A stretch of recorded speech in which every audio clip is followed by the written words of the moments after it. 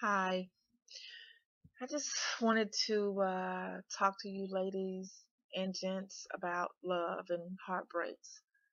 I would think that in this time of my life that I wouldn't be going through heartbreak and disappointments. But the truth is, love, disappointing relationships can affect anyone at any age and any gender. So I want to share you guys my story.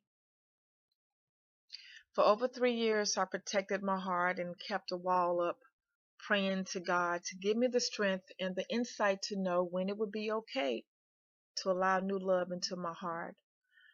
Over the course of years, I've had many potentials trying, but I wouldn't let them get close to me for fear of getting hurt.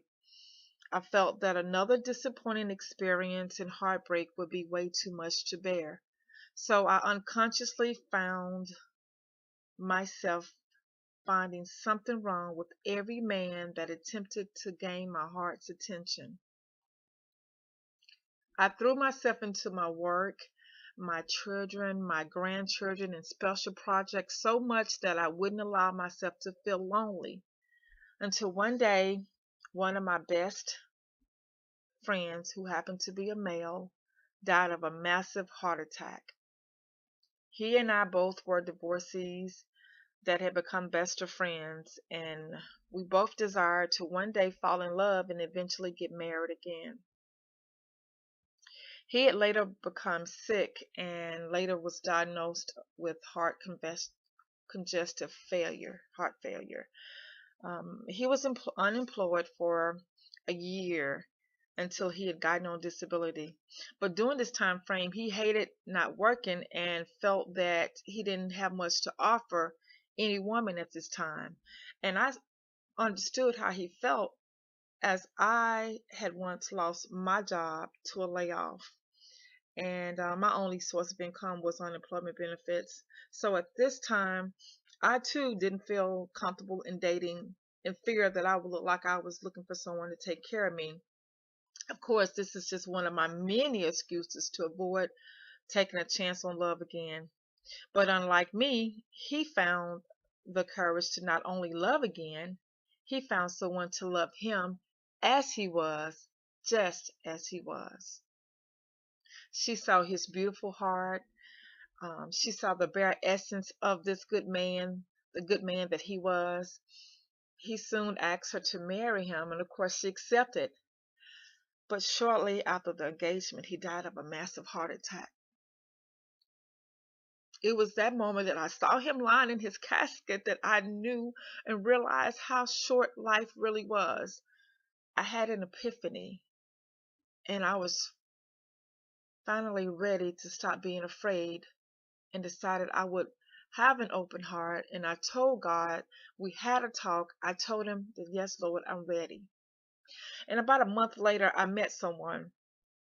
We we clicked instantly. Shortly after, feelings that I hadn't felt in years, after 3.5 years of feeling numb, emotions were becoming familiar again, and I almost ran.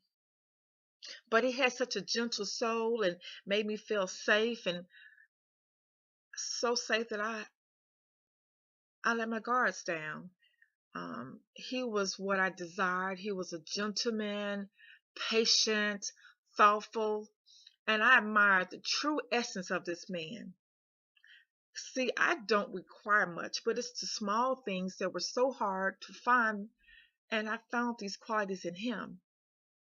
He had the desire to become closer to God. Of course, he wasn't perfect, but who is?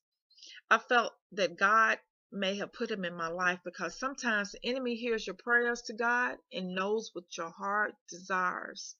And he will place people in your life that will make you think that they are a gift from him. And as soon as you get comfortable and you put your hearts in their hands, you soon realize that it was not what you thought it would be.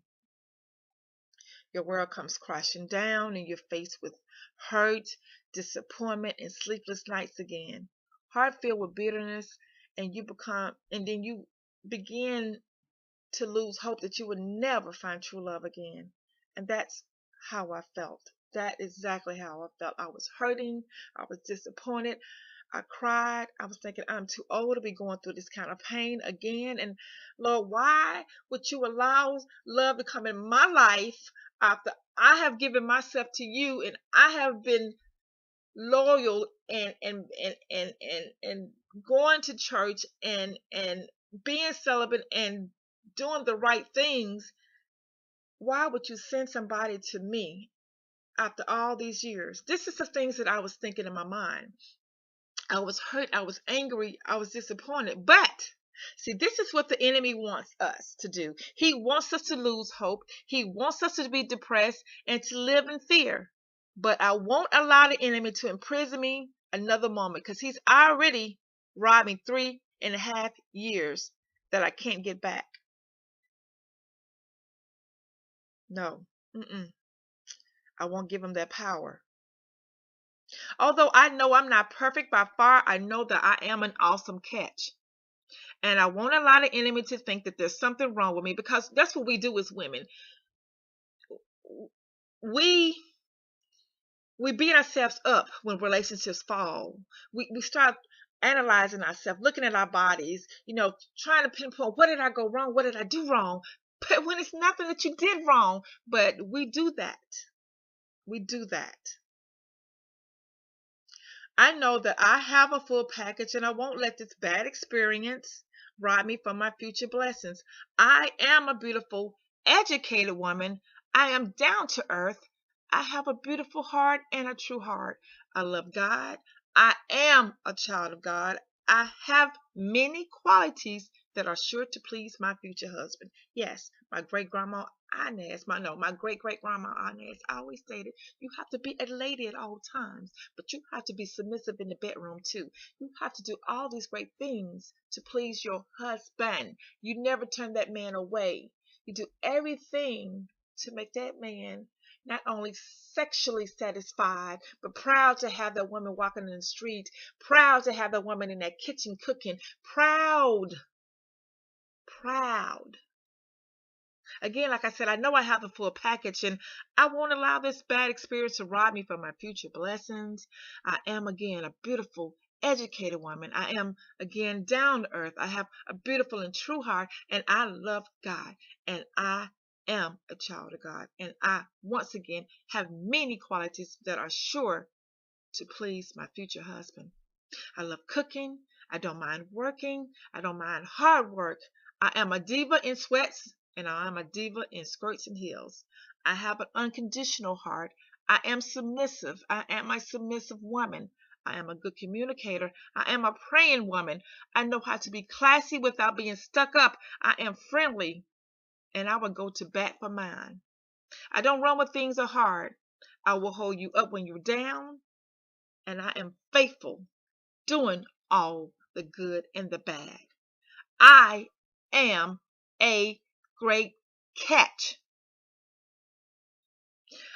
I'm the best friend that you never had. I can slap bones. I can play spades. I can go fishing. I will go hunting. We can go shopping. I am a great catch.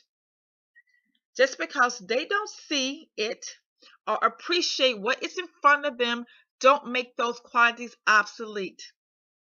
Always stay true to who you are. Don't let bitterness change you. Don't let disappointments change you. Because there is someone out there that are looking for the exact qualities that you have. You two just haven't met yet. Today, going forward, I will not be afraid. I know my worth. I know it's valuable. And I'm worthy to be loved and appreciated. I will not change my heart because of my latest disappointment. I will no longer live in fear, except this time I will seek the wisdom to know the difference of what God has sent to me and what the enemy is trying to send me. I will love again, and I will be equally loved as well. In Jesus' name, my future husband will be a part of my next season because I have favor. You have favor. God, you already know my faith in you is stronger than before. The enemy can't and won't take that away, because that's what he wanted to do. He wanted me to not believe in God. He wanted me to think that God sent him to me. He wanted me to think that he brought this man into my life to hurt me and disappoint me. Because like I said, sometimes we want to blame God for things when it's not him. God did not do this to you. See, Satan hears your prayers. And the enemy is very tricky. He will send somebody to make you think that, oh, God is answering my prayers. Oh, no, it's Satan. It's the enemy. But we have to learn to pray and be patient and make sure that this is what God is doing for you. God will speak to you. You just got to be quiet. You got to listen. Because see, Satan knew that I had been trying to do the right things, and he brought that temptation in front of me, making me think, oh, yeah, this ain't nobody but God. And I ended up getting hurt in the process. And he wanted me to become depressed. He wanted me to not believe in love again. But no, the trick's on you, Satan. I am stronger than before. I still believe in my Father. I know he still got the one out there for me. As I said, I know we just haven't met yet. But I know that I must completely heal before God would send me what I need. Because hurting people unintentionally tend to hurt other people. I'm going to say this again. I know that I must heal completely before God will send me what I need, because hurting people unintentionally tend to hurt other people. I have released the bitterness, and I have accepted what's for me will be for me.